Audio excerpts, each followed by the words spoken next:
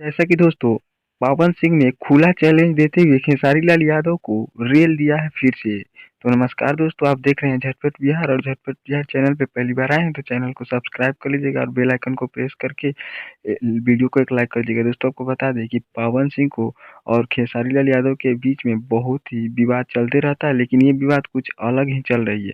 तो चलिए डिटेल से जानते हैं। दोस्तों आपको बता दें कि पवन सिंह को खुला चैलेंज देते हुए खेसारी लाल यादव ने बोला था कि बेटा हुआ के देखो। तो दोस्तों आपको बता दें कि ये सोहर गाने के ऊपर ये विवाद चालू हुआ था, लेकिन ऐसा है कि आज सिद्धार्थ नगर में पवन सिंह ने एक स्टेज शो कर रहे थे। उस समय भी पवन सिंह ने खुला चैलेंज दिए हैं खेसारी लाल यादव के ऊपर।